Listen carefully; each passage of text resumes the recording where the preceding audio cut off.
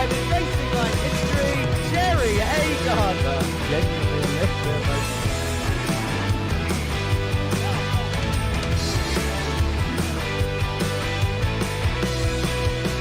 It's like because Colin Mills is flashing his headlights, he's done all he can.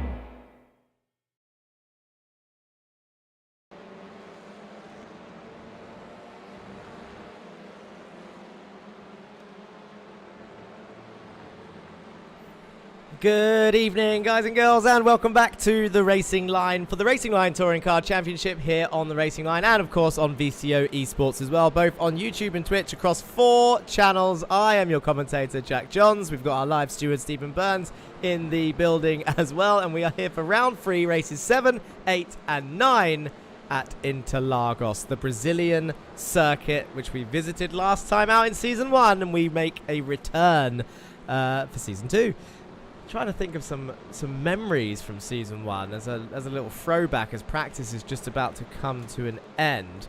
Well, I know that Sam Van Olst and Marcel Friesch used to have a couple of coming-togethers, and then it all boiled over at this round last time out, which I think was round 10 out of 12. Mats Borg Andersen, it was his best chance of a win. I remember that much as well. And he he was fighting John Bailiff for a win, both of them in Hondas last season. And he pulled out the slipstream just slightly too early and crossed the line in less than a 10th spare. It was impressive stuff. Apologies for the delay in starting. As you can see, there's only 30 seconds left of practice. So have a quick gander at the timings on your left-hand side. Fabian Siegmann and Roman Perschke up there for Team Husingveld in first and third, with Morgan Burkhardt, last year's champion, there slotting in between in second place. And then look at that, 4th, 5th and 6th, all Team SRL boys. Stefan Scheller there in P7. John Bailiff, the highest Pulsars car, with Cranston behind him. Can we have a quick look at the gaps? 10th, 10th, 10th, 10th. Yeah, it's looking very, very close. It's 27. No, there is 29 drivers out there today, so only one driver missing. I'm sure I will spend the time trying to figure that out. In fact, I can see it straight away. It is Duncan Murray, our South African driver. Andre Marek says he thinks he got a pole here in Season 1. I think you did, Andre. I think you did. That's a great pit lane camera. Oh, there we go. A couple of guys just painting their cars, ready to get going. There we go. Henry Morse paints his. Yes, Andre Marek, who was driving this car last season, got pole position, and now Mats Borg Andersen takes over for Team ORD's Honda there. Comes out in a bit of a train as quali gets underway. 9 minutes to go, of course. Quali just starting, so their out laps will begin. I lost what I was saying. What was I saying? Mats Borg Andersen's best chance of a win. Pulled out John Bailiff, both in Hondas. My mind's gone a little bit blank because of these technical issues. It was, the delay, I'm not sure what the delay was. Clicked stream, didn't want to, apparently. And then I had this whole issue where iRacing wasn't letting me into this session. But I'm in now. We've made it, which is probably why their paints are still loading. If I am not mistaken, let's have a look at the track map, see who's out first. It is the Husingveld boys. Fabian's sliding his car around already. So in practice, this is how iRacing works, just in case you didn't know. In practice, you'd think that your times don't matter, but they kind of do, because it puts your grid, it puts your order in the pit lane in fastest time order from practice. So these guys, we saw 2 of them up there in first and third. They would have been right at the end of the pit lane, ready to get going. I would like to have a look at Roman Perschke. He had a cracking qualifying last time out. Let's go on board with him. Can we go on board with him? Yes, we can. And let's go for a lap of Interlagos here. First time lap of everyone, as Fabian Siegmann, his teammate in the Hyundai up ahead, will get going. So through these S's, we're going to see a lot of fighting through these first couple of turns. First 1, 2 and 3. People choosing the outside and the inside line last time out of turn 1. Turn 2 is a pinch point, and then turn 3 the battle either continues or someone crashes. Now, down towards turn 4 was also a fighting zone. If you're on the inside, you kind of dictate the line. People tried to hang it around the outside, but we saw a lot of people go off. That would be a 1x for Fabian Siegmann there. So that lap was going to be invalid for the Hyundai in front. Up through here, we saw some battles as well. It was insane the amount of fighting we saw here last season. I'm sure we're going to see the same today. But it gets very risky on the exit of this right-hander. You can see third gear just sort of, it's kind of tentative as he chucks it in, tries not to lose the rear into this tight corner. And now Fabian is probably being more of a hindrance than a help at this point. But I don't know, it's interesting because all the cars handle so differently. Down towards that hairpin. Then the famous corner where Hamilton and Albon came together. I hope we don't see that because it's such a silly accident to happen, especially since whoever's on the outside probably gets the run down the inside of this corner. And now this is the interesting one. You can use all of the exit here, crossing the white line, but it really opens up that inside for people to send it down there to make a move onto this main straight. Yes, it will ruin both of your runs, but people don't think about that, and they don't need to think about that sort of stuff because they're racing. I can see Mats Anderson is out there by himself actually up the road. Has he just set a time? Or was it these guys? No, it is these guys. I think he's just completed his outlap. Scrapes the wall, does Roman now. I wonder if that's going to invalidate his time. Let's see if he crosses the line. He should go fastest. We know Fabian's is 1x. Dan Mold goes fastest behind. Roman 2.5 temps off. Scheller 6 temps down. The Icelandic driver just behind. Maninveld and Farr come in 3rd and 4th for the Street Casuals boys. And then, well, there you go. Dan Mold whacking it with a 144.5. That is insane stuff. I'll tell you what we do have a return of. Let's go to the drone cam for turn 4 and 5. I'm not sure where Dan is. Oh, there's Dan. He was following all of the Hussikveld boys on that quali lap, which will be why you got a triple toe there. Triple Hussikveld toe. But Austin Farr and Eric Maninveld. Shout out to Eric for the orange Street Casuals Hyundai. I feel like we went through season 1 saying that Eric was underrated the whole time, every time. But like we would act surprised, like, oh, Eric's doing well again, and it doesn't make any sense because he is always up there. So I don't know if we had low expectations of Eric when he first joined us all that time ago. But he's absolutely. Well, he performed well in the first one. He got caught up in a lot of crashes. He had that normal first season bad luck. We saw Morgan Burkhardt have that first season bad luck all the way back in season 1 of the Jetta Cup. And look at him now. He's a Jetta Cup and an RLTC champion here. It doesn't mean Morgan is fully out of all the accidents, but just saying it could happen to Eric. Not sure why Fabian and Mats are showing his 1000th position, so we'll ignore that. That'll tick over soon. Just overlay things as Austin Farr is right off the track there. Fabian Siegmann does set a valid lap now and takes pole position from Dan, and Roman moves up as well. So Team Hussikveld 1-2. We've got 4 minutes. I think this is a good time to go over the points of everything just while we see some more people tick over. Let's have a look. So the team's championship is as follows. Where is it? There it is. Let's click on this. There we go.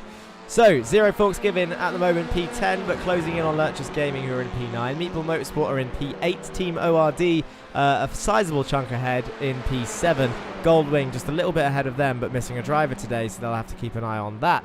Team Hussikveld are currently in P5, although they're looking extremely fast this week here at Interlagos, so we'll see how that plays out. All Sports Racing are in P4, with Street Casuals dropping down to P3 after leading after round 1. Pulsar eSports and Team SRL, only 2 points separating those teams in first and second. Team SRL currently leading the way. But the Drivers' Championship will look like, let's have a quick change of those. Yes, here we go. So, Caraday remains pointless, but starts the season tonight. He is in the session, so we will see, we should see him. We should see him climb the order at least a little bit because he'll get points. There's points all the way down to last place. Wallace comes in and closes in on Parfit. Jan is 27th as Gibson gets off to a slow start. He will show the pace that he had at Rudskogen, though, I'm sure. and last season he was pretty quick as well. Brandon Hughes is 3 points ahead. Thornton 3 points ahead. Roman's bad luck continues, so expect a big jump from him today because he's not very high up as Roman. He's down in 23rd at the moment, which is definitely not equal to his pace. Henry Morse is slowly rising up to 22nd. Ika Lequay is in 21st. And newcomer Steve Hellwood is in 20th place. Jesus Amundere in 19th. And Irish driver Kieran Dempsey starts his season with a banger, gaining 92 points in one round. He missed the first round. He jumps up from last to 18th place in one full round. Duncan Murray is in 17th place, but not with us today, unfortunately. So let's scroll up and have a quick look at how the rest of them play out. Stephen Fry was next up on that list. He's 16th, and Ridley drops onto the halfway spot after a scrappy round with the rear of his Hyundai last time out. He's sliding it all over the place. Corpus holds on to 14th, whilst Mould passes him by 1 point in 13th place after getting his first win of the season last time out at Okayama and becoming the 5th different winner in 6 races. Have that for a stat. Fabian Siegman has shown rapid pace in 12th. Similar to Roman, we should see him climb the standings further. Mark Draper jumps from an almighty 24th to 11th place in one round and nabs himself a podium to boot. 11th podium sitter we've seen so far, with Mould being the 12th podium sitter we've seen so far this season in 2 rounds. Van Olst is in 10th and is the 13th. I promise that's the last one. The 13th podium sitter after a penalty inheritance. He inherited a podium last time out. And Bailiff in 9th is the 14th podium sitter in 6 races after stealing P2 from his teammate, who slowed down on the line for a photo opportunity of a double podium for Pulsus. How's that for a story? Mannenfeld holds on to top 8 and race winner Scheller drops to 7th. Mats Anderson passes both for 6th place, whilst championship defender and driver of the day Morgan Burkhardt passes all 3 from 13th to 5th place. But it's tight at the top. Austin Farr drops to 4th, just 4 points behind Thurtle in 3rd, who is 2 points behind the only driver with 2 wins so far, which is Jake Cranston in P2. But leading the way after being 2 points behind Jake Cranston last time out is Stephen King, who is now 2 points ahead. The top 4 separated by 8 points after 6 races, 2 rounds and 6 races, which is pretty insane. But let's have a look at those quali times. There's 15 seconds left, so that was pretty well timed as we head towards the racing. And it looks like Fabian Siegman might have done it with Roman Perschke in P2 and Morgan Burkhardt. It doesn't look like they're going to be challenged. I don't think anyone's going to cross the line. No, Matt Sanderson isn't. No. Ticks over and the race is going to begin. 9 lap races here, if I'm not mistaken, at Interlagos. Let's have a look at that grid. So Fabian Siegman and Roman Perschke make it a Team Husingfeld row 1 with Morgan Burkhardt and Dan Mould on row 2. John Bailiff and David Corpus up there in P6 make it row 3. Arthur Thurtle and Kieran Dempsey for row 4. Jake Cranston and Stephen King make row 5. Eric Mannenfeld and Austin Farr make a Street Casuals row 6. Stephen Fry and Stefan Scheller there in 13th and 14th place. Mark Draper and Martin Wallace down to 16th. Mats Anderson and Joe Gibson a Team ORD 9th row. Carl Ridley and Sam Van Olst make it a Gold Ring 10th row. And Ika Lequay and James Parfitt on the 11th row. Steve Hellwood and Jan Weiswanger on the 12th row. Dan Thornton and Brandon Hughes. Henry Morse and Jesus Amundere rounding off the field, with Alejandro Caraday and Duncan Murray just making it in there, making it a full grid of 30 today. Well, there you go. All 30 drivers are out there in the end. So there you have it. That means maximum chaos. Hopefully clean and feisty chaos. None of that, none of the other stuff that we saw last time out, because there was a lot of silly penalties that we had to dish out last time. Little silly crashes, and it was all because of squeezing. What's the best view for this start? Definitely not behind them. Definitely not that close. I think it's going to be this one. Oh, I do have this one actually. There we go. That's a good view. It's a bit far, but it'll do. Just waiting for the last couple of drivers now. John Bailiff doing his duty and letting me have time to read through the grid. Matt Sanderson also not on the grid just yet, and there we go. Now they all are. So the lights should be coming on. There they are. So round 3 at Interlagos for the RLTC Championship. Races 7, 8 and 9 begins now. We're on race 7. The lights are out and away they go as we see all the cars start filtering out towards the left, the right. They're all picking their sides as it looked like there was a slow ORD car in the background getting past, and there's a crash already. It's Arthur Thurtle, Kieran Dempsey, and that's what we didn't want to see. And that might be a safety car because there is crashes all over the place. I think we will see it, but it will be towards the end of the lap as we see them all start coming through turn 1 and 2. It did not take long for there to be an incident involved. Hopefully they can try and get their cars back. David Corpus is defending from Matsborg Anderson already. Big oof indeed, says Andre Majorek in the chat.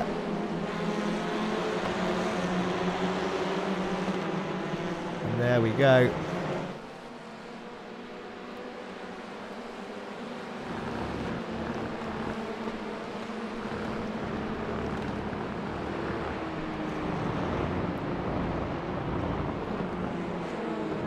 Rip indeed. Christoph plays in chat. I was just wondering, it's throwing me off, that was a little bit. So it's lap 1 of 9. We haven't seen a safety car so far this season, actually.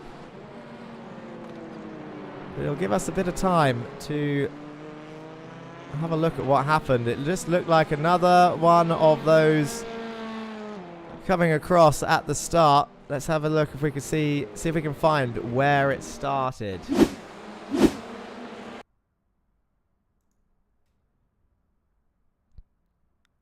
Arthur Thurtle looks like he's going to come right across the track, does he? Or Kieran Dempsey, both of them. Arthur Thurtle moves over to the right.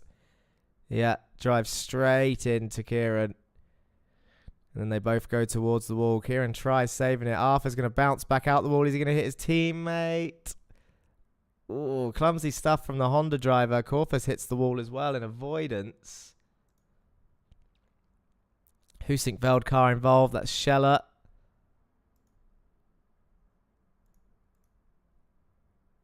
Draper involved. SRL on SRL again. I think we can see actually from Draper's point of view, this is what it looks like. He probably would have had nowhere to go. Here's where it happens. He does brake, he reacts to it, and then he just sees, oh, there it is. He gets hit from behind. So he did slow down for it. This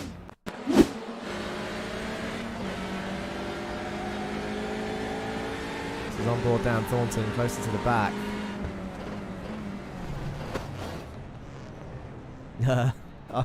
Questionable reaction times that time. Jan Weisbanger, he's always good on those brakes. Yeah. Oh, he does react. Tries to. Oh, in fairness. Oh, he does avoid it.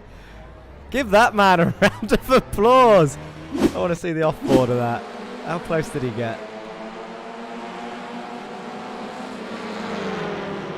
He did not get involved in the accident. He slams on those brakes, comes to a pretty much stop. His car will not be damaged and he'll be able to carry on no problemo.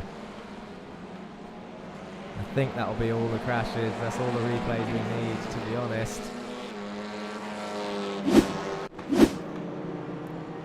And let's go back live. What are we on? Lap 2.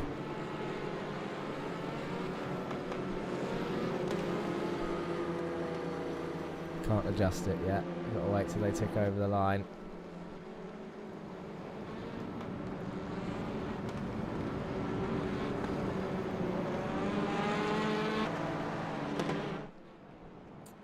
Interesting stuff. Interesting. Good to see the Porsche car. This is what it looks like. On board Fabian. Leading the way is Sigmund and Perschke. Still a Toom Husinkveld 1-2. This will be their first experience of the safety car with us, actually. Morgan Burkhardt will be used to it. Bailiff will be used to it. He's up into P4. Cranston P5. Mould is still alive. Thurtle, Scheller and Draper, though, the biggest casualties in that. I think Dempsey is also still going.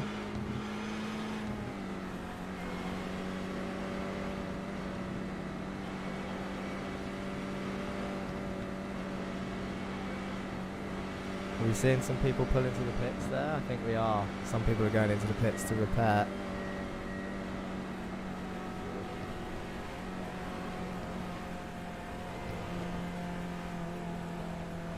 should see them come back out and be able to make it. But this is the final lap of the safety car, so the safety car is in this lap. We'll get to see Fabian's skills of the old restart.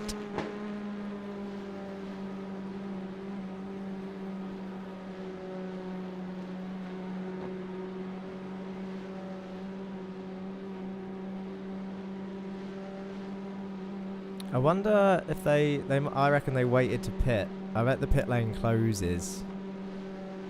This will be a discussion point, I'm sure, afterwards.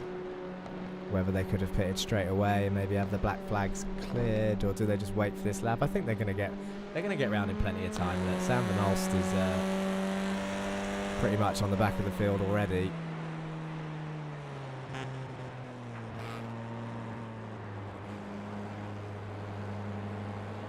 Got a nice helmet there in the bottom left, actually, Sam Van Alst.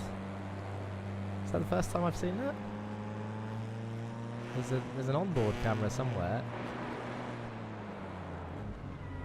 There it is. He's got a matching suit as well. Yeah, it's going to be interesting, actually. I imagine Stephen will tell them to be careful, because Scheller, Draper and Thurtle are laps down now, so they shouldn't be getting involved too much, because everyone else is on the same lap. Biggie Morello on Twitch chat, but thank you for... Some of these back markers will be ones to watch, says Biggie Morello, climbing up the grid. Right, let's go to the pointy end of the field then, shall we, as we go on to lap 4 of 9. Hopefully that's our only safety car of the day.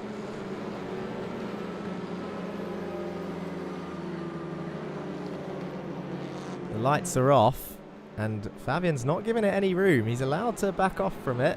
He is the one dictating the pace. Jake Cranston in the background there, weaving and warming up his tyres. And there we go, the gap starts appearing now. These two will be communicating, Sigmund and Perschke. Who's going to go first? Hopefully he doesn't jump the gun. He's still pretty close to the pace car. It looks like he's going to minimise the run. He might be trying to wait as long as he dares. It's quite a long straight here at Interlagos, so I imagine he's going to wait until the end.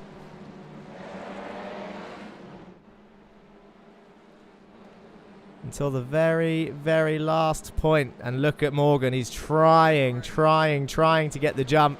And away they go. Look at that. That's a purple Audi, the Meatball Motorsport Audi in the background. Absolutely looking like he got a jump on the start. But this is it. Fabian Siegmann looks like he's got a clean run, but Morgan Burkhardt round the outside of Roman Perschke. Can't quite break as late as the Honda, though. John Bailiff came under pressure from Jake Cranston and keeps it in between the All Sports boys. And Dan Mould is still very much in this as well. Don't count him out in the Team SRL Hyundai, who's chasing down Jake Cranston, who's now having a look round the outside of John as they head down towards turn 4. Fabian Siegmann leads, Roman Perschke in second, Morgan Burkhardt third. Bailiff goes to the middle of the road. Cranston sends it to the inside, tries dummying him, doesn't work. Although it has worked because it's pressure John to go wide. He gets his little nose under there and towards turn 5. Can't quite make it stick, and now Jake Cranston's going to come under pressure from Dan Mould as they head up towards the hill, in towards the right-hander. Dan Mould is very much there. They get very close on the entry into the right-hander, side by side, the All Sports racing car and the Team SRL mobile as they head down towards the middle sector, and this is where it gets tight. The Street Casuals boys also fighting it out here. That's Austin Farr, Eric Mannitveld as Mats Anderson gives a little tap to Eric there just to let him know that my nose is here, boy. Do not turn into that corner as they now exit the hairpin in the middle of the circuit. Up towards the turn 8 or 9 they go. I should really learn the turn numbers as Mats Anderson sends it down the inside of Eric and tries again. But as I said in practice in quali, the outside line is the stronger one there as Eric gets the better run down the hill, down towards the final turn, which is turn 12. But you can bet your bottom dollar that Kyle Ridley is going to be trying to size up Mats Borg Anderson there. Let's have a look at the drone cam on this corner. Does it work?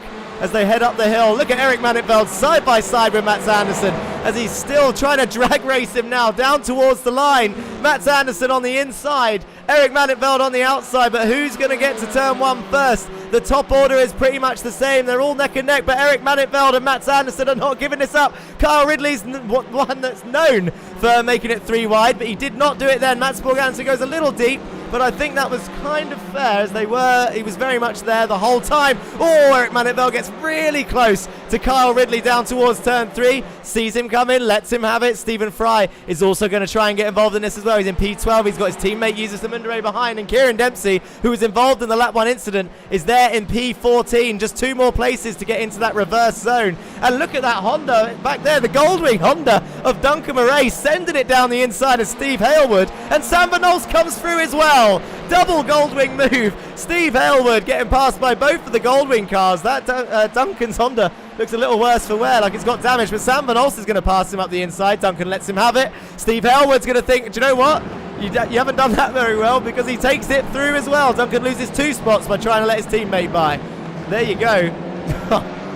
Christoph Place, since this race went from 0 to 100 in no time, that's what happens when you have a safety car for 3 laps and then they start racing all of a sudden.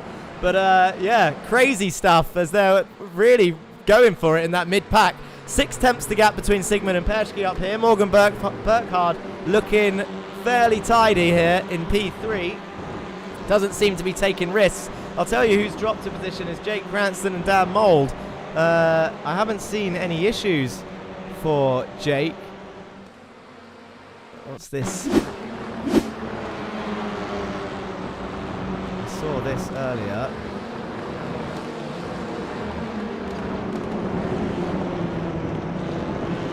Well, I think that's just the gap as it is now, so nothing much doing.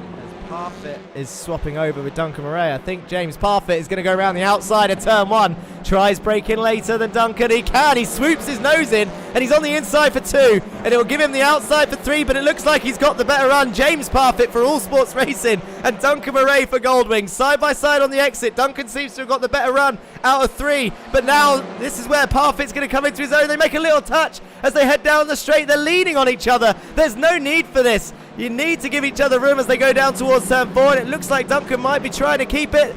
Gets a bit of a touch from James Parfitt there as he leans into his rear into the turn-in. Swapping high ground rules here. James had the high ground on the straight. Duncan had the high ground in the corner. They're going to get feisty. They're going to get frustrated as Duncan breaks into the corner. This is what it looks like from on board James's car. Let's go to the nose cam as he sticks his nose into the hairpin. Can't quite get it done, but there's also cars fighting behind. Look at this. Oh, that's clumsy from James. Oh, he just expected that corner to open up. That will be a penalty, I'm sure. And we were on board to see it, but pretty much using the track and more to get that inside line on Duncan Murray. Maybe frustration showing from the unnecessary contact from Duncan on the straight though. Not justifying it, but that's just calling it as we've seen it so far. Of course, after analysis, opinions change. For example, Henry Morse has gone very wide by himself there on the exit of turn 12. He's been having a shocker of a season so far as Henry. He's got the pace, and he's got the racecraft. David Corpus looks like he might be making a move. We've got all 3 Lurchers cars here surrounding Martin Wallace.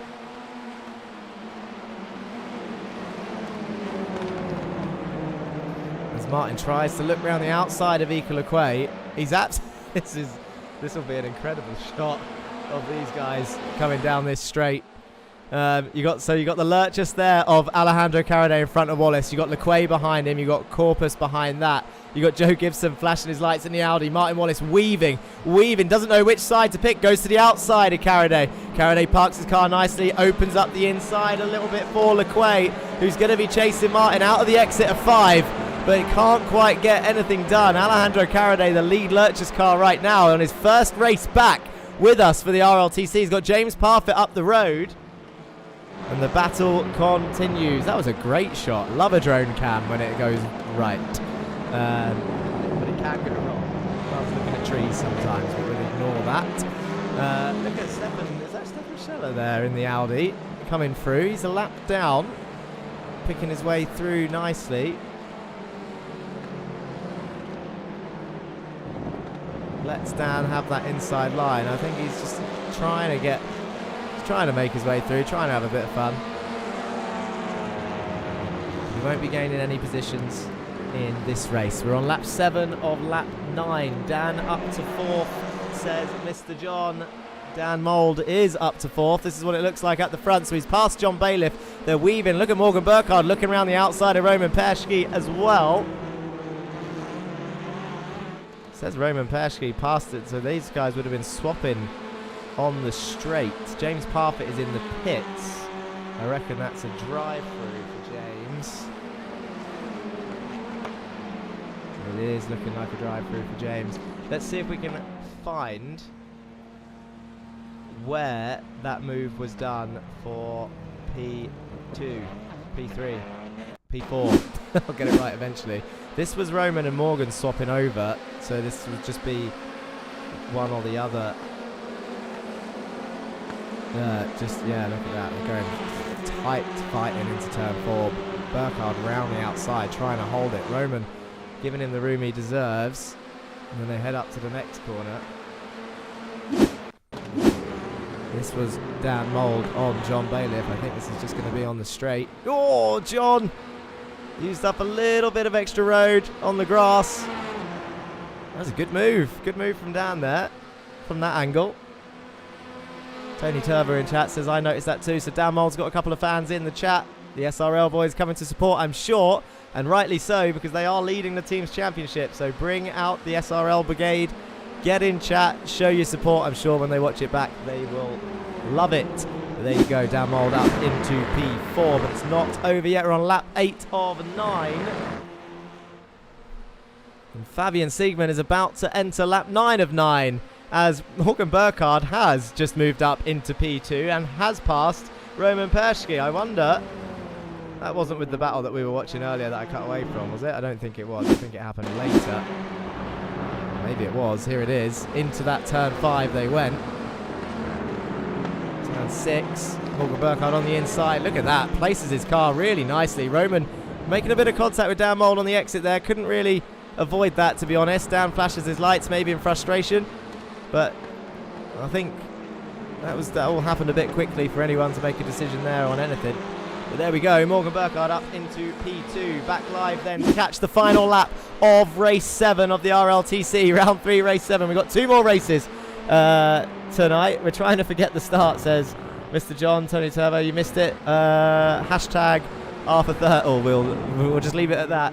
We might be able to watch the start back. It depends on the replay. But look at this. Stephen King is under pressure from Farr and Anderson. P7 is a very tight fight as Austin Farr tries pushing Stephen King through turns 6 and 7. He's just trying to get his nose in. Austin Farr is all over the back of him. Stephen King has to yield there. He's got down the inside and now he's going to try and hold it around the outside, but Mats Anderson's going to try and come through as well. Austin Farr barges his way up into P7 and Mats Borg Anderson, this is the final lap. Fabian Siegmann is already round the exit of the final corner. Mats Borg Anderson has done this before. He's going to have a look again down the inside of the final turn on Stephen King. Stephen King tries to get the better run out of the corner, and they're going to be free wide across the line. But your leader, we're going to have to cut away. Look at that. Eric Mannenveld's pushing Mats Borg Anderson. Stephen King's going to push Austin Farr, and this is what it looks like. Fabian Siegmann crosses the line to take the first win of the day. Morgan Burkhardt P2, but look at the boys in the background. It's going to be Mats Anderson. Is it going to be Farr or Mannenveld? Who's going to come out on top? Nearly 3 wide as they cross the line. 4 wide. What a finish for those boys. Oh my lord. And across the line, I don't want it to cut across because I want to kind of see a replay of those guys on the exit of that corner. This is too far back. This is what it looked like from above, just before it cuts out. You watch it cut out just as it starts getting good. So Eric picked Mats Borg Anderson to follow. He was pushing him to try and get the position on his teammate Austin Farr. And there we go, I told you. Cuts out just as we were getting to the good part. And we are on the grid for race 2. It's Jake Cranston and John Bailiff on the front row. Dan Mould, Roman Perschke, Morgan Burkhardt and Fabian Siegmann. Mats Anderson and Eric Mannenveld, your row 4. Row 5 is Austin Farr and Stephen King. Carl Ridley and Stephen Fry still up there in P12 is Stephen Fry, so he's been doing well. Kieran Dempsey just shy of that reverse spot at the moment in P13. Sam Van Olst, Steve Helwood and Jesus Mundere, your 8th row. Ika Lequay and David Corpus make it Alertus Gaming 9th row. Joe Gibson, Martin Wallace, Henry Morse and Dan Thornton in 22nd place. Alejandro Caraday Hughes, Weiswanger, Parfit, Murray, Stefan Scheller, Arthur Thurtle and Mark Draper round off your field. Definitely watch out for those boys now that they are on the same lap. They will be trying to make their way through the grid. And it's not unheard of. It's not impossible to see... It's not impossible to see them make it to 12th place and then start the third race on pole. We've seen it before as we head onto the grid and the lights are on. Jan Weiswanger is starting the race in the pits, which is interesting call from him. But the 5 lights are out and away they go. So race 2 is underway. 9 laps begin again. Hopefully we don't see the same of what we saw last time as they all start coming down towards turn 1.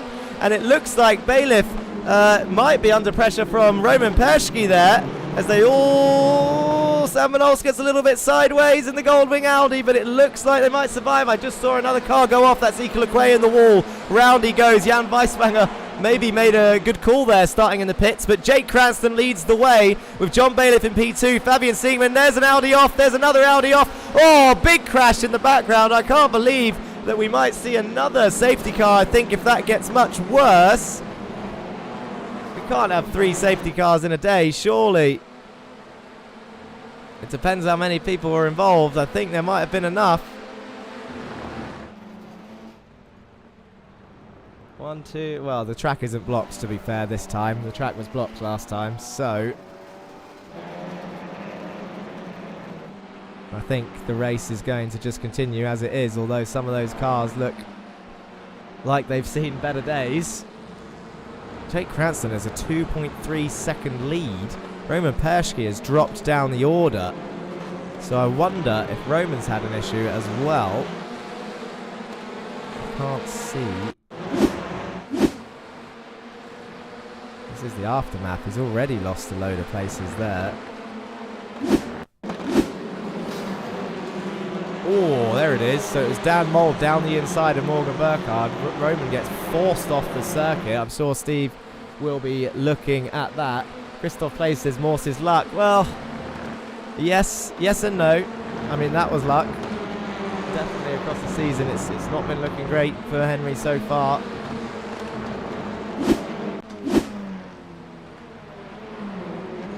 Back to the live action. And look at this, Fabian Siegman round the outside for P2. John Bailiff has to concede. That was a great move from Fabian Siegman in the Husingveld car as Morgan Burkhardt goes wide. And he's going to lose a few places there. I wonder if he's having to give that back to someone or if he's got a slowdown. Well, I don't know where he would get a slowdown, to be honest. And look at this, Roman Perschke's coming back through. Kyle Ridley, Austin Farr, they're going to go 3 wide down towards turn 4. Roman Perschke on the inside, Morgan Burkhardt on the outside. He can't lean on that rear as they all go a little bit wide. Morgan Burkhardt's going to rejoin after the grass. And then, ooh, Roman Perschke under pressure again. Sam Van Olst, they're still 3 wide as they head up the hill. Stephen King has absolutely got everyone around him trying to get through. And then I think he's going to survive as the Honda bounces its way over that curb. Sam Van Olst trying to make those gains. Roman Perschke, though, bumps him into the corner. Tries to give him a bit of a run, then has a look down the inside of the next corner. Goes to follow Sam Van Olst through. It's very argy-bargy in this mid-pack, but Sam Van Olst is going to get the move done. And now Roman Perschke on the outside. Stephen King on the inside. Morgan Burkhardt is behind all of them. Eric Mannenfeld. I wonder if Morgan did have a slowdown or if it was a give back. I'm not sure. From what we saw, it looked like Dan Mould was the one who caused it off. Martin needs to have a good showing to make up some points. Morgan's using too much of the circuit. Who doesn't use all of the circuit around Brazil? If it's good enough for a 2-time F1 champion to use all of that runoff. Is that Dan Mould making a move for P3? Ooh. Not quite. John Bailiff sees him come in. Mats Borg Anderson, I wouldn't count him out for a podium. It was him and John last season out for a win. I think Joe Gibson's had an issue somewhere.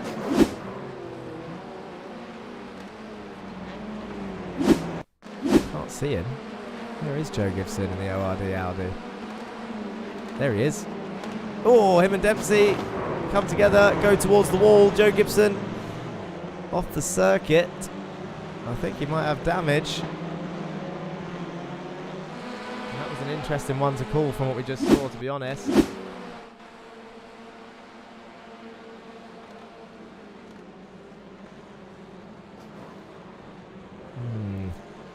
I think I remember this from last season, this turn causing those sorts of issues. Need to see who that flying car was. You want to go back and have a look at the carnage at the start? I suppose we could have a quick look at the old replay. It says Duncan Murray had an issue at that point. Duncan's near the back. So I think he's going to spin by himself. Yes. Oh. I don't think he wanted us to see that. But we did. This will be the big one. Steve Hailwood.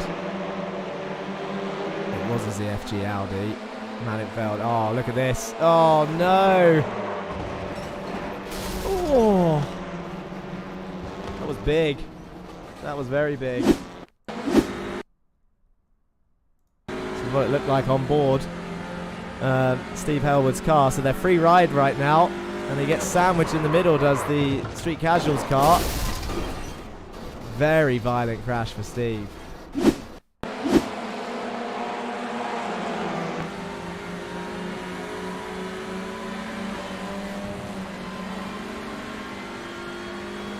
I'm not sure that can be put down to Eric's fault, to be honest.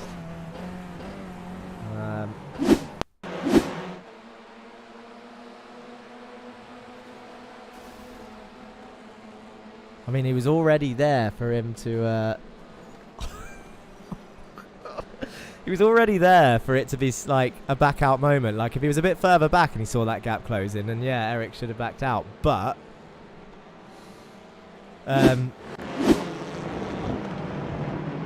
yeah, Jesus probably didn't realise they were free ride, Andre, you're right. In YouTube chat, Eric was getting squeezed. Yeah, Eric's car was already there. 2 into 1, 3 into 1, Biggie Morello does not go. It's not worth calling it live, Stephen. I think realistically that's an annoying crash for Steve, who was on the outside of that situation. Eric was very much at the mercy of the two cars on around him, and I think realistically if anyone was going to be to blame, or more to blame out of the three, it's probably the purple car on the left, Jesus Amundere. But it's also one of those. Jake Cranston was very, very close to Fabian Siegman then. This is your lead fight right now. Eric became juice, says Christoph Plays in YouTube chat. We're on lap 5 and 9. I think it was the right call not to bring a safety car this time out. There wasn't a blockage on the circuit like race 1. Hopefully we can see race 3 have a cleaner start. Got a feel for Henry, man. Every time he gets collected by those sorts of things. I think John Bailiff might be under pressure as well right now. Fastest lap was just set by Fabian Siegman last time out with a 1:43.7. As Mats Borg Anderson has a look up the inside of turn 5, which is going to put him on the outside of 6 and 7. John Bailiff positioning his car very well, which forces Mats to take a wider entry, and that's going to open up the inside for Dan Mould as Mats slices his way down to the inside to defend and attack at the same time. And John Bailiff is on the inside of 8 as they now exit to... Oh, he shuts that door on the exit as Mats tries to keep his nose there. He's on the grass. Tries scaring John out wide again, but John's going to try and pinch him as close as he can to the inside line. Fantastic driving from the two of them. It's right on the limit, though. John Bailiff absolutely putting up a defence for that P3 as Mats Borg Anderson was trying everything there. It's so frustrating when a car uses off track to gain an advantage, but at the same time, he probably felt entitled because John shut the door so violently. But Austin Farr in all of that has gained a position on Dan Mould up into P6. Kyle Ridley is just watching this happen. I think it's going to get feisty up here, but John's going to come under pressure again down towards turn 1. John Bailiff, what's he going to do? Where's he going to go? He's just going to cover the inside as much as he can. He can't open it up too much because Austin Farr will come down the inside. But Mats Borg Anderson round the outside of turn 1 Gets a bit of a twitch on the brakes as Austin Farr has a look. He's on the inside of 2. Mats Borg Anderson has the high ground now as John Bailiff gets his foot back into turn 3. Loses it down to P4, and Mats Borg Anderson, look at the exit that he got. Austin Farr is now trying to get past as well. You can't see John on his left. Can Dan Mould see him? Yes, he can. He's going to go down the inside and make it 3 wide. That's going to be risky from Dan, to be honest, in towards turn 4. He has to back out. He's just showing his nose as John dabs the brakes to try and give Austin a little bit of room. Lets him back on the circuit. It sounds like there's contact from the rear there. Is there someone behind Dan? There is. It's Kyle Ridley flashing his lights. Oh my God. There's cars everywhere in this little fight. Once again, this end of the top 10 just absolutely fighting every inch, tooth and nail. John Bailiff, though, looks like he's going to lose out to Austin Farr now, as Austin swoops around the outside, gets it done, and John Bailiff somehow manages to keep Mould behind. But Mats Borg Anderson is through, Austin Farr is through, and now there's 4 Hyundais for P5, 6, 7, and 8. That is John Bailiff, Dan Mould, Kyle Ridley, and Morgan Burkhardt there for that group of 4.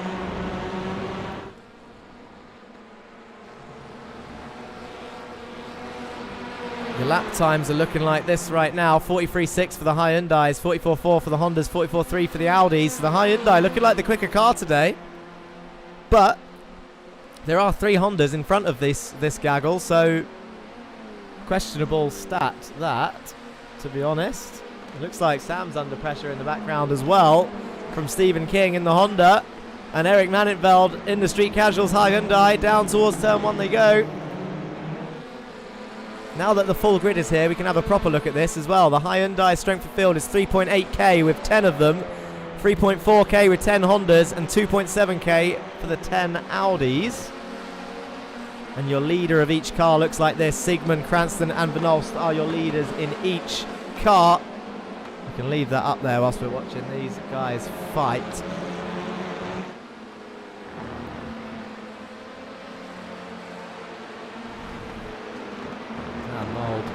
Now, this is like, part of me wishes I was racing in these series.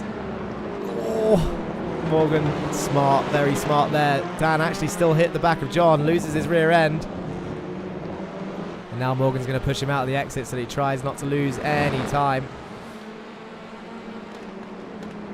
But Dan Mould now defending and attacking. What I was going to say was, the reason I want to race in these series, both the Jetta Cup and the Touring Car Championship, rather than talk over them, don't get me wrong, the talking is fine, I'm not going anywhere, but it's very rare in official races that you spend a whole race, a whole 15-minute race, not just defending but attacking at the same time, because they're so close together. Obviously it doesn't always go like that, and sometimes you might be out in a crash or whatever, but most of the time in this top end of the field, these guys are always under pressure from being attacked and putting pressure on for attacking. It's just always the situation. Look at this. These two still going a lap later. Sam Van Olst and Stephen King still side by side. King round the outside. Anchors on the brakes. Tries to turn in. Sam's missed his initial apex a little bit. Eric Manenveld gets it in. He's going to go around the outside of 2. Stephen King and Eric now side by side. So look at that. One fight for King into Van Olst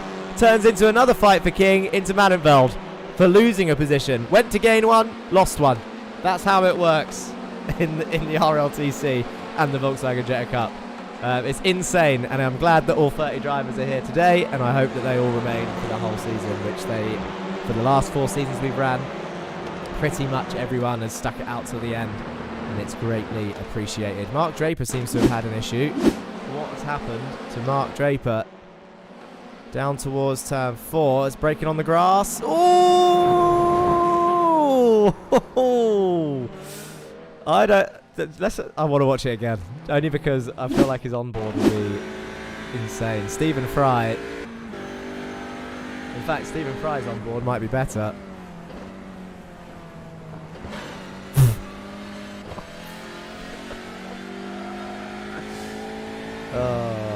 One more time. Only because I remembered a sound effect that some of my colleagues enjoyed. It went a little like this. There we go. He got that very close, but Stephen Fry survives. Frustrated was Stephen Fry with Okayama, but hopefully he's having a better day of it today. I think he was 12th in race 1. He's 15th now, so he's definitely getting some points, and he's been involved in less incidents. I think the frustrations for Stephen last time out, and this is how it happens as well, by the way. What you'll find is you'll be with the same drivers most of the time, fighting with the same, and I know that sounds silly because obviously the same 30 are on track, but I mean like the same one driver. There's 30 drivers out there, and you'll be frustrated because you keep coming together with the same one every single time. And that's what was happening with Fry, and I can't remember who it was that was racing him, but there was definitely one person. I remember watching the replay, there was one person he kept coming together with, not Stephen causing the crash, it was on both sides. I feel like it was Ridley, but that might be unfair of me to say because I can't fully remember. Maybe it was Duncan. I think it was definitely, I feel like it was a gold car. It might have been Duncan Murray actually and Stephen Fry. Last time out, just coming together. But Ridley and Mould, side by side. Ridley can't quite get it done. I've completely lost track of where we are. We're on the final lap somehow. Fabian Siegman, your leader, is 4 seconds up the road. Did we even see him pass Jake Cranston? I don't remember seeing him pass Jake Cranston. That's how much stuff has been going on elsewhere. Let's have a quick look at it before the race ends. It's going to be nice and easily done, I think, on the main straight.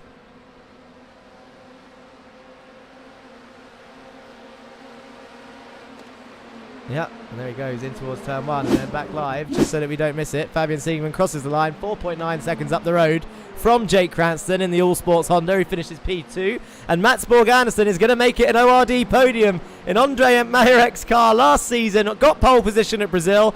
He got a podium last season, did Mats Borg Anderson, in his last car in the Fear Factor Honda. But here he is in the ORD Honda with another podium to his name, the Norwegian driver Mats Anderson, Team ORD, P3. Austin Farr came home in P4 in the end, with Morgan Burkhardt coming home in P5. Bailiff was P6, Dan Mould down in P7, and Ridley didn't pass him in the end. He's in P8. Sam Van Olst, though, making it 2 gold wings there in the top 10, with Stephen King finishing in 10th place. Eric Maninfeld, and I said, did I not say that watch the guys at the back, because it's not out of the question that they could get to P12 and be starting the next race in front. And that is exactly what Team SRL TCR driver Arthur Thurtle has done. He was at the back, and here he is 17 places later in P12.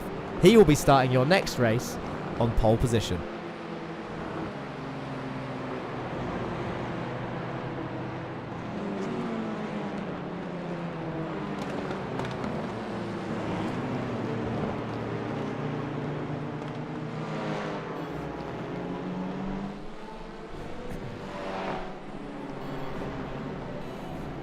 Catch up on a bit of chat. Mr. John says, if only there was another TCR league with 41 entrants that you could join that already had commentary. I think it's the TCR that puts me off. It's a solid car, I'm just not quick in it. The Toyota, I was tempted by. The time difference is murdering me, John, to be honest. Although it is a Friday. You do run it on a Friday. We're talking about SRL for all our other viewers here, whether you're watching on VCO eSports or the Racing Line channel, or even GT Omega, who are, of course, our sponsors, powered by GT Omega, so shout out to them. But yes, I would join the GR86 League, but it starts late for UK time, to be honest, so imagine that for me. I'm 4 hours ahead. He's done it, says Tony Turbo. Talking about Arthur up into P12. Break for refreshment now, says Christoph Blaze. You are correct, Christoph. It is break time, and it's a time for us to go through the results.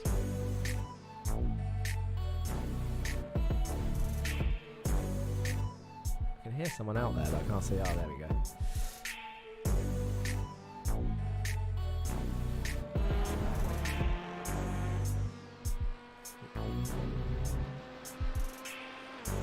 Right, race 1 results. Obviously, this is pre any penalties. Oh, that's good, isn't it? like the P1. Jokes. There we go. Fabian Siegman, Morgan Burkhardt, Roman Perschke, your top 3 in race 1. Dan Mould was P4. John Bailiff, Jake Cranston, Matt Sanderson, Eric Mannekveld, Austin Farr, and Stephen King were your top 10. That is 2 Husingvelds, 2 All Sports, 1 SRL, 2 Pulsus, 2 Street Casuals, and an ORD up there in the top 10. Race 2 looks like this. Fabian Siegman makes it 2 for 2. Could we see our first triple winner today with Fabian Siegman for Team Husingvelds stamping his mark after issues in the first 2 rounds with incidents dropping him down the order? We did question whether we would see a triple winner this season. It's on our bingo card. We've got a little TRL bingo card. We should share that somewhere, maybe on Reddit. No one cares on Reddit though. People should join the Discord, which you'll probably find a link on our website, theracingline.org, which you can see on your screens. But if you're not in the Discord already, there's a bingo card somewhere of what we're going to see throughout the season, and I think we've already ticked off most of it straight away. But one of the things that's on there, I think, is someone that's going to win all 3 races, which we didn't think would happen, to be honest, but it's on the bingo card as Dan Mould practices his starts. You got Fabian there, Jake and Matt's your top 3. Austin Farr, Street Casuals in P4, Morgan Burkhardt, P5, John Bailiff, Dan Mould, Carl Ridley, Sam Van Olst, and Stephen King. So it's a Team Husingveld, one of them in the top 10. We've got 2 All Sports again in the top 10, 1 ORD, 1 Street Casuals this time. 2 Goldwings have entered the chat there, and Team SRL, and 2 Pulsus again. Was Flying Audi on there? No, I don't think it was actually, to be honest. But yeah, that was a hell of a crash, that one, for Mr. Hellwood. I'm sure we'll check in and see if he's all right. He'll be in race 3. Soul Slenderman in Twitch chat says, finally catching a race live. What have you missed so far? Have you been here from the beginning? You missed a safety car in race 1. Big crash at the start. Arthur Thurtle came across Kieran Dempsey on the straight. Went from it was like a full motorway lane change job it was. It was from lane 1 by the wall all the way to the other wall. And then it was like they were near the front end of the grid. So that was a big one. And then in the race 2, Eric Mannekveld in the Hyundai for Street Casuals was in between. He was behind, but in between a purple Audi of Jesus Mundere for Meatball Motorsport on the left, and the ZFG Audi of Steve Hellwood on the right. And his nose was on the straight. His nose was in between their rears. Now I think Steve was on the edge of the circuit, so he was fine. Eric did have a right to be there. And then Jesus, I think, just moved right. I don't know if it was after contact that he moved right from the rear, or if it just moved right, not knowing they're 3 wide. But that move right moved Eric right into Steve, and then they squashed him into a little Street Casual sandwich, and then off Steve went into the wall hard, bounced back onto the circuit, took out Henry Morse with him. Once again collected in another incident that wasn't his fault. But you could say it's not his fault, but Henry Morse just needs to start qualifying better, because he needs to stop being down there if he wants to avoid those incidents. You won't believe what exotic illness I caught this week, or rather last week, says Soul Slenderman. Exotic illness? Can't be COVID. I thought COVID's done. Is COVID not over yet? Let's have a look again. Nice banger driving round in his Meatball Motorsport machine. Give him a bit of TV time. It's a lovely looking car. I say it every time, but I just think it's different. Purple and orange. Love it. I can't remember who originally designed it.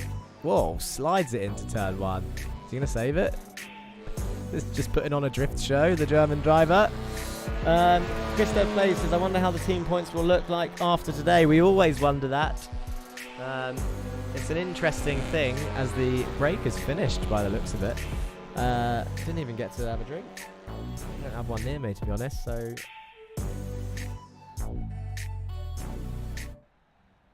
It's time to do the grid. So I'm going to have to forget about what I was saying.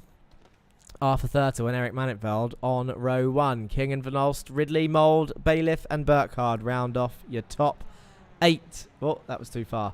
Austin Farr and Mats Anderson round off your top 10. Jake Cranston and Fabian Siegman, your top 2 in the last race, are now starting 11th and 12th. Corpus, Dempsey, Stephen Fry, Scheller, Martin Wallace and Brandon Hughes, Weiswanger and Draper round off your top 20. Stephen and Stefan there making it an all Stephen row 8. Roman Perschke is in 21st with James Parfitt in 22nd. What happened to Roman? Has he had another issue? Did I not clock something that happened to Roman, or have I just forgotten? Ike LeQuay, Joe Gibson, 23rd and 24th. Caraday, Murray, Halewood, Thornton, Amundare and Morse. And it sounds like they're revving, which means the lights are on. And I think the lights are off, and the race 3 has started. It's lap 1 of 9 for the final race of the day. Round 3 gets underway, and Sam Van Olst moves straight up into P2, I think, there, as they head down towards turn 1. They're 5 wide in the background, but Sam Van Olst launches it down the inside as they all come shuffling down towards the apex of turn 1. But turn 2's where's the pinch point at? Duncan Murray makes contact with Jan Weiswanger. Are they going to go off? Yes, Weiswanger's in the wall. Duncan Murray's round. That's Draper in the Audi, spinning, and in the wall as well. I think he made contact with James Parfitt there, a commentator for the SRL boys. Joe Gibson is also going slow in the Audi for some reason, but Sam Van Olst looking strong up the top as Stephen King gets straight into defence mode on Eric Manitveld and John Bailiff and Carl Ridley and Dan Mould. But Arthur Thurtle is going to try and get away as far as he can. He knows that this is his chance as Carl Ridley tries launching it round the outside. Kieran Dempsey is also trying to make moves up into P13 as Cranston looks down the inside of Fabian Siegman there down towards turn 6. Not sure Fabian would have seen that coming.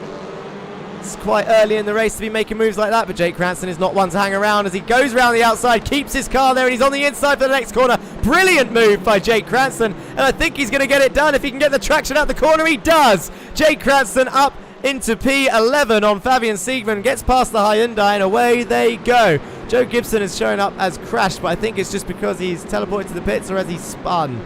He's stopped on the circuit. I think he's got damage. He's flashing his lights. Has he got his pit limiter on? Oh, no, maybe he is just flashing his lights. Jan Weiswanger's crash on turn 1.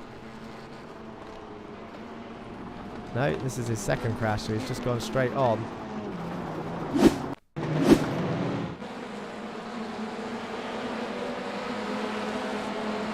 That's the second time we've seen James go for a gap that just wasn't there. I'll show you what I mean. As Fabian Siegman is tumbled down the order, so I think there's been an issue with Fabian somewhere. As we just have a look for this. He does, the gap is there, kind of, but the corner's always going to go left.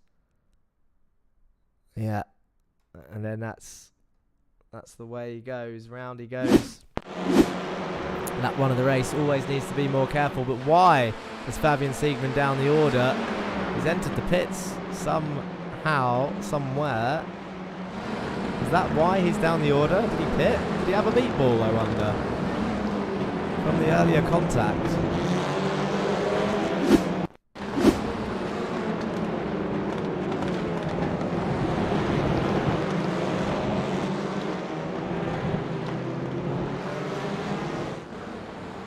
Doesn't look like he's got an issue there.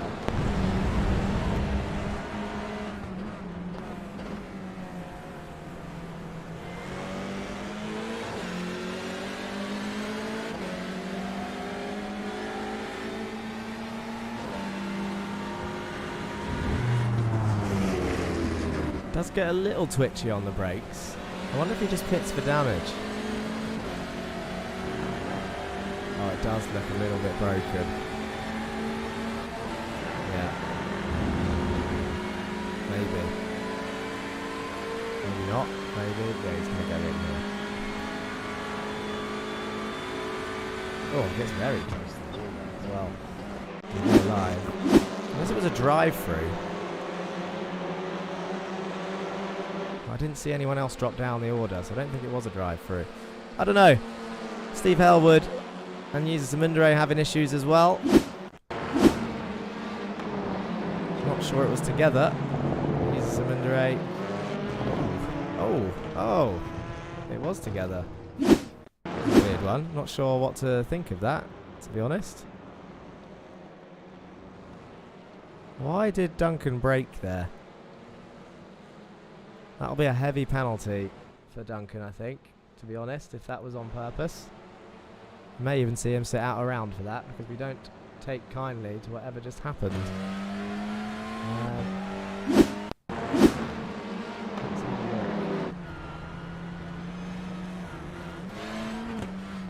I'm not sure what happened to his car, to be honest.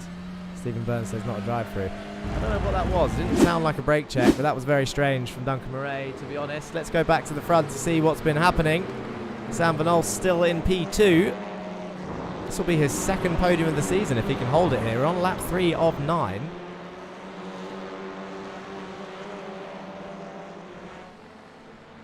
And Stephen King doesn't look like he's putting him under pressure, but they will be under pressure fairly soon from these boys behind. John Bailiff tries to get to the gap in the middle, realises it's not there, tries to barge his way over. He does. Dan Mould shoots to the right-hand side. They're going to go 3 wide down towards turn 1. And I'm not sure who will come out on top of this. It's going to be Eric Mannenveld as Dan Mould launches it round the outside of Bailiff, gets the high ground for turn 2, slots into P5. Does Dan Mould for Team SRL. That was a great move by Dan there, up into P5. Very clean, very nicely done. Mats Borg Andersen, though, the little shark, is hunting them down behind, and Eric Mannenveld is a difficult man to pass, I'm sure. Henry Morse is up into he's up into somewhere. He's up into P19. Just saw the puff of smoke, it distracted me. Austin Farr is under pressure from Roman Perschke there in P10 and 11, and Martin Wallace is having a nice little day there. Look, he's in P12 in his ZFG Hyundai, but he's got Stefan Scheller chasing him down. James Parfitt is currently in P14 after the earlier incident with Mark Draper, who's having he's having a mare at the moment, isn't he, in Interlagos. Martin is up to P12 because of the madness. Says tied 3-2-3 in Twitch chat. Austin Farr looks like he's side by side with Roman Perschke. He is as they climb up the hill. Roman on the outside, and now they have the inside for the next corner. And is Martin going to try and follow him through? I think he might try it, but Austin Farr gets very nicely close to Roman. Just punts him, pushes him through the corner, whichever way you want to describe it. Stephen King, I said, was not putting pressure on Sam Van Olst, and this is what it looks like now. So he is starting to close that gap. He's 3 attempts behind him now as Eric Mannenveld is a second back. He's not using the slipstream, so Sam moving over to the right. Little gains there, to be honest. I don't think Stephen's going to fall for that trick. As he closes. He's not using all of the slipstream. I wonder if he's just waiting for his opportunity. Is Sam going to make a mistake? Is that what he's waiting for? Or is he just happy with P3 as he cuts that curve on the inside, uses the curve on the exit, and Mannenveld closes 4 attempts on the brakes into turn 1 behind. This is what it looks like. Mannenveld still under pressure from Dan Mould in P5, who's now looking feisty enough to go down towards turn 4. I think he might be on the inside. He's going to have a look as he gets his nose down there. Oh, makes a little bit of a touch. That was a late send from Dan. He tried it. And look at John Bailiff go to the inside of 5 now to continue that pressure. Dan Mould and Bailiff side by side. Eric Mannenveld up the hill he goes. And it looks like, I think, he's going to be sort of, what's the word I'm looking for? He's going to be given a breather. Because these two fighting it out behind them. Dan Mould, John Bailiff still going at it. But now Bailiff slots in behind, the pressure off, and he's back on Mannenveld now is Dan Mould. And look, that's Sam Van Olst up the road. So it's looking very close for P2. All the meanwhile, Arthur Thurt was 2.7 seconds in the lead. And it looks like he might have this done and dusted as we're on lap 5 of 9. He's going to go on to lap 6 of 9 at this point. As they come into turn 12, Dan Mould closes in on Mannenveld, gives him a bit of a push. Up the hill they go. It's making me dizzy, this camera. But Dan Mould looks like he might have the run here. As he goes up the inside, he's got a much better run out of the exit of that corner. Dan Mould is definitely on the inside, and he might have passed him already. This is not the drone cam for us, to be honest. Let's go somewhere else. Here we go. This is turn 1 as we see Arthur Thurtle coming down towards the centre S. Sam Van Olst is under pressure from Stephen King. They come down towards the corner. Stephen King round the outside of Sam. Oh, Dan Mould slides it round. Stephen King's in the wall as well. King's round. Mold's in the wall. He's going to try and rejoin, but he's going to have to wait for everyone. I think Mold might be able to rejoin without being a danger, but Stephen King is going to go down the order because he can't reverse. Why not? He can't. Dan Mold would have got straight out there as well, and Stephen King just had to wait for his opportunity. Interesting stuff. Dan Mold is out in P14 as he's just about to be passed by David Corpus down towards turn 4.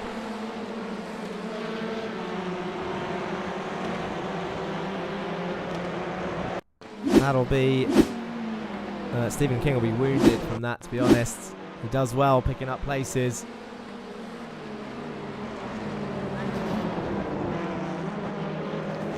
Oh, he just gets hit by the sliding Dan Mold. And I thought Dan, it looked like Dan was going to have an incident-free race. I'm not saying he caused the incident, but I'm saying an incident-free race.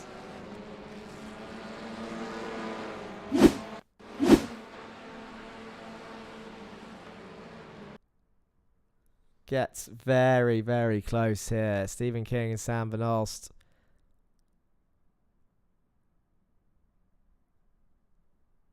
Looks like Eric went to turn into the corner, which is why Dan's car is sliding. Not sure Stephen would have seen it in his mirrors, to be honest, because he would have been focusing on Sam. Towards the wall they go.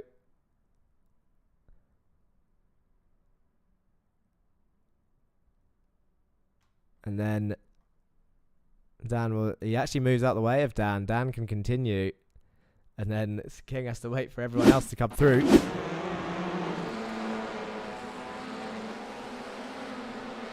And that's Arthur Thurtle. 4.2 seconds in the lead now.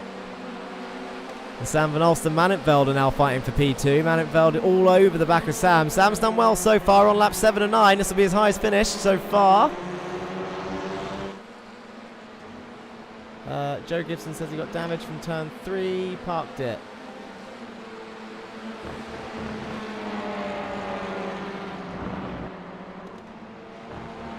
Sam is going to be defending this. Nothing else. We've seen Sam's defence before. I don't know if you remember that RLTC Season 1. Carl Ridley's dropping down the order, but I'm not sure if he's blinking or he's actually crashed. I think he might have crashed, to be honest, actually, with someone or something. But RLTC Season 1, Donington Park, Sam Van Alst put up the defence of his life to Jake Cranston. And now he's got Eric Manenveld for company, 2 tenths back. Kyle Ridley was racing, Mats Borg Anderson and John Bailiff. Oh, well, there you go. That's where Kyle went. Off towards the wall. We keep seeing these rear contacts. It's annoying, that's for sure.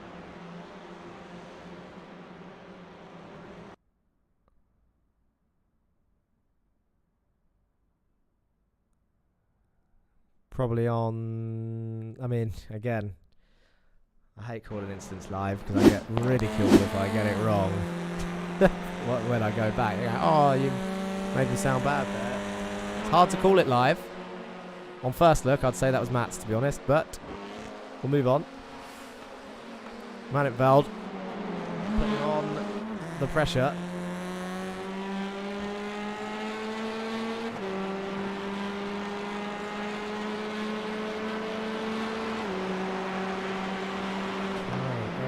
I think Carl's had another crash somewhere. Alejandro Carradine might have had an issue as well. Was it together? Oh dear, oh dear. Oh, that looked very violent and unnecessary. But it also looked fantastic, sorry to say. Let's look at the twitch from Kyle there. As they head towards the wall. Someone said driver of the day. That is a good point. Let's do that as we head back live. Andre says not a good day for Goldwing, but at the same time, Sam Van Alst is about to get a P2. That lovely tank slapper, says Tony Taylor. Yeah, that's probably why I enjoyed that clip, to be honest. that link will take you through to vote for your driver of the day. You click on that, you'll see all 30 drivers on there. Vote your driver of the day. Make it fair. Don't vote for someone who's had a bad day. Vote for someone who's had a good day. And that they earned that good day, of course. But at the moment, these two are putting their names in the ring. Mannenveld is on for a P3 right now after being sandwiched earlier in race 2.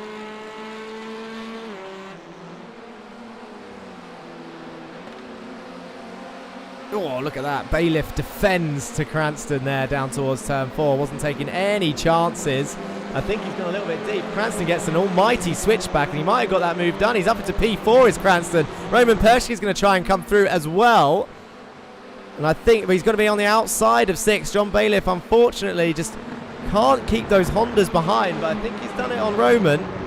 But Jake Cranston slipping his way into P4. He's going to have a look down the inside of Eric Mannenveld as well on the final lap. He's taking no prisoners, is Jake Cranston. He's trying to get a podium at the last second, and Eric goes from attacker to defender as Sam Van Olst now has an 8/10 gap.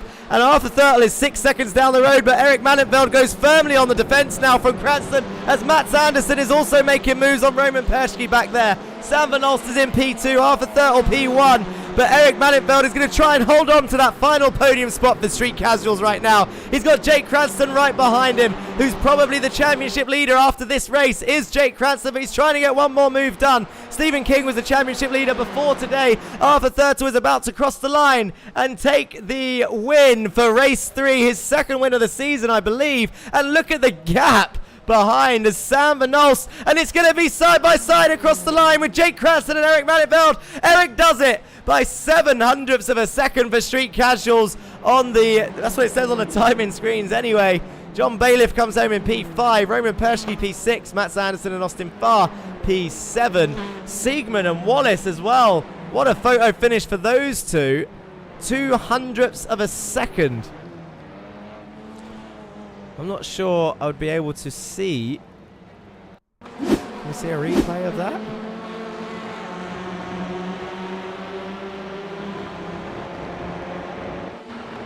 Andre Rex's casual P3. This will be the final lap here for Fabian Siegman.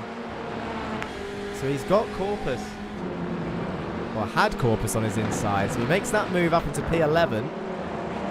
Dan Mould also trying to get does get through actually. Dan Mould around the outside of Corpus behind and made contact, and then he gets that inside line for the next corner. So that's how that move was done. But Fabian Siegman, look at that. Martin Wallace defends the inside. He wasn't expecting that. Dan Mould launches up the inside of the next corner. Oh, turns into him there actually to keep that move. That was a little bit naughty from Dan, but he gets the move done. And then look at this. This is the other side by side that we missed. 0.02 of a second it was. Everyone just closing the door on each other. Martin and ZFG will take P10. What's the best way to see this side by side? It was 0.02 on the timing screen, so this should be closer than Jake's and I've forgotten who Jake was racing. Jake and Eric. This is what it's going to look like. Oh, Martin and Fabian. Very close. Across the line. 0.02. As they all start coming into the pit lane. At the end of the day, 3 more races down. And what a mixed up order. Have a look at those results. So Arthur Thurtle, Sam Van Olst and Eric Mannenveld, your podium. Jake Cranston up into P4, John Bailiff P5, Roman Pershke P6. He's had a good day today as Roman. Mats Anderson P7. Austin Farr, Morgan Burkhardt and Martin Wallace a top 10. He's P10 is Martin Wallace for 0 Forks given. He will be happy with that. Fabian Siegman makes it P11. Just Dan Mould in P12, David Corpus, Stefan Scheller, Ika Lequay, Kieran Dempsey, James Parfit. Kieran Dempsey had a bit of a a bad round today, actually, after all started from turn 1, I guess. Race 1. Henry Morse was 18th in the end. Fry 19th. Hughes, King in 21st. Thornton 22nd. Draper, Caraday, Murray, Ridley, Weiswanger, Halewood, Jesus Amundere, Joe Gibson, who parked it on the first lap after an issue at turn 3. Bad day for Goldwing in race 3. Let's have a quick check of the old poll votes before I start thinking of an interviewer. Results. Okay, interesting. Let's just have a quick. I'm gonna post the link one more time, and then I'm just gonna go through the results of all 3 races one more time, just so I can correlate to what is happening. Won't go through the full results. Let's just have a quick look. Race 1, Fabian, Morgan, Roman, blah blah blah blah blah blah blah. Race 2, Fabian, Jake, Mats, Austin, Morgan, John. Okay. Race 3, Arthur, Sam, Eric, Jake, John, Roman, Mats. Oh, it's a really mixed up day, isn't it? I don't think we've seen a straight run through in the 3 races. We haven't seen a sort of incidentless race. I suppose you could argue that's how Stephen was leading the championship before, because he hadn't won, but he wasn't getting involved in incidents, but today just saw him get tagged and drop down the order. One to forget, says Kieran Dempsey. That shows how much pressure he puts on himself with a comment like that after still getting okay results. Wasn't as good as Okayama, but they weren't bad. Let's have a look at those interview rooms. Who have we got? Who's in the interview rooms? I can see... Well, we've got... I tell you what, he's our most recent winner. Let's talk to him again. It's Arthur Thurtle for Team SRL. Talk us through. I'm gonna let you talk for a second, Arthur, while I find a quick replay to play us through whilst you're talking. But Team SRL, you've got another win. That's your 2nd win of the season, or am I making that up? 1st win of the season. I'm making it up. It's your 1st win of this season. But hello? Can you hear me?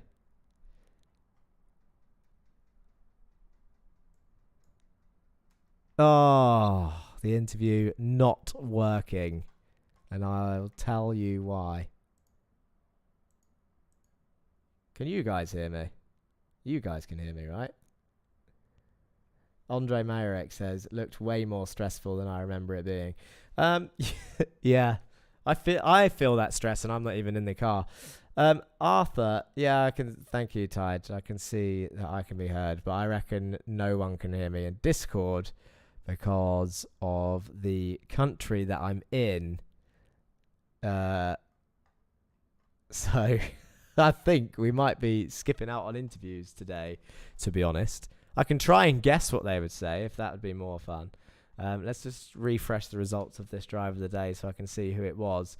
It is, in fact, Morgan Burkhardt for the 2nd week in a row. Oh, congratulations. You've received 100 messages today in Restream chat. I haven't seen that message for a while. So well done, YouTubers and Twitchers who have been jumping in chat to talk. Morgan Burkhardt was the driver of the day. He got it last week. He got it this week. So well done to that man, the #1 car. Arthur Thurtle would have said, so I said at some point that it was his 2nd win. I was wrong. This is his 1st win of the RLTC. First win of the season. And he is our 6th different winner, I believe. I reckon he would have said something like, yeah, had a bit of a nightmare at the start. Started the 2nd race in last. Got up to P12, which is what I needed to do. Started the last race on pole. started pulling away from Sam Vernolst. When they started fighting, the gap just got bigger, and yeah, I had a comfortable 6-second lead. So is there anyone you'd like to thank after Thurtle? You say, yeah, I'd like to thank any of my family that are watching, and the team SRL boys. I'd like to thank my team. Shout out to my teammates Dan Mould and Mark Draper. He will say well done to them for their strong results, maybe, and shout out to SRL TV for running another touring car league, a GR86 league, and a GT4 league as well. If you want to go and check them out, go check them out. I reckon that's what Arthur Thurtle's interview would be. And then I'd say, is there anyone you want to say hello or thank you to other than that? And he'd say nope, maybe. Because he listed them off already, and that's Arthur Thurtle's interview. And then we'd probably speak to your driver of the day, Morgan Burkhardt. Tony Turbo says, I'm intrigued. What would a country have to do with Discord chat? Where are you, North Korea? I can't answer that question, honestly, without probably being up for arrest. So we'll just say that I'm in Dubai, and I won't make any comparisons to North Korea in terms of internet. But Morgan Burkhardt's interview would go like, I reckon he would say, my day was okay. Wasn't as strong a result as I would have hoped. He would have hoped for 3 wins, or definitely 3 podiums, which he didn't get, but he got some strong top 10 finishes and collected the points, which he'll say is important. He will say, I just tried to keep my race clean after getting a penalty last time out. And then I'll say, we've got a week break next week, and then we head to Canadian Tire. How are you feeling about that? And then he will say, oh yeah, I'm feeling pretty good. Canadian Tire was a good race last time. And then I will say, is there anyone you want to say thank you to or hello to before I let you go? And Morgan would say, I'd like to thank my grandparents and my parents who have supported me all this way. I'd like to thank All Sports and his teammates, and anything else he's doing at the moment in terms of setups or anything like that. He normally runs some setup things. Yeah, and then I'd let Morgan go, and then we'd pick a third interviewer. I've never done this before, guys. It's just because my VPN isn't on and it won't let me talk to anyone on Discord, which I only know that because when I dragged Arthur in and said hello and started all of the questions, he went, hello? Can you hear me? So who would be the third driver I'd speak to that's still around? It would probably be Martin Wallace. So he'll be annoyed that my interview... He'll be the one that will be gutted about this, because Morgan we've spoke to a few times, right? And I'm sure he enjoys being in the interview room anyway. Arthur Thurtle has been up here a couple times as well, but Martin Wallace doesn't get to come up that often, and he would have come up today because he got a P10, which I think he would have been happy with. And I would have said, how's that? And he would have been like, I was going to try and do an American accent then, but I don't know if I can. He would have been like, yeah, that was amazing. Yeah, really good. I'm glad I got onto the podium. I do much better Martin Wallace impressions, but it's not happening right now at this time in the morning. But he'll probably thank ZFG for the support and watching on Twitch chat and getting involved in the chat. He will definitely he shouts out ZFG most of the time, obviously, because they're his team.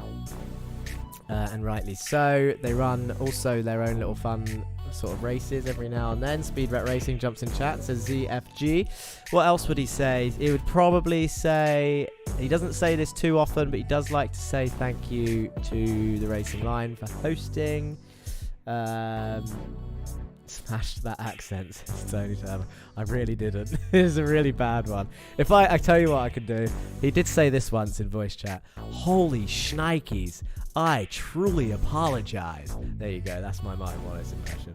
I don't know what else to say for Martin. He'll just be happy with a top 10. He'll probably say he's peaked. I don't know if that's fair of me to say. But I know that he can get higher than a 10th place. But in his own head, with how tight this field is and how strong the strength of field is, he'll probably think that that's going to be one of his best results of the season. I think he can get higher than that. because we keep seeing silly incidents, and all he's got to do is keep his nose clean and pick it up. I can see ZFG coming out in chat now. I can't imitate his calm, deep voice. You're right. I'm just not manly enough, Andre, to get that deepness, that authentic Jamaican tone of Martin Wallace. As you can see, the Jamaican flag on top of his car. Anyway, that's it for the interviews. Sorry I don't get to speak to anyone. Hopefully I can resolve the issue and have my VPN on next week so that I can speak to those guys as well. And maybe we'll do a little extended interview. Not next week, the week after, because we're not here next week. Next week is break week, guys and girls. Don't turn up next Monday because we're not here. The week after, we're back for a 5-week run till the end. So be aware of that. Yeah. That is round 3, Interlagos. I've been your host, Jack Johns. This has been the RLTC Championship on the Racing Line channel and VCO eSports. Thank you all for watching across all 4 channels. If I don't see you on chat this week, then I'll see you next week for the next video here on the Racing Line. Peace.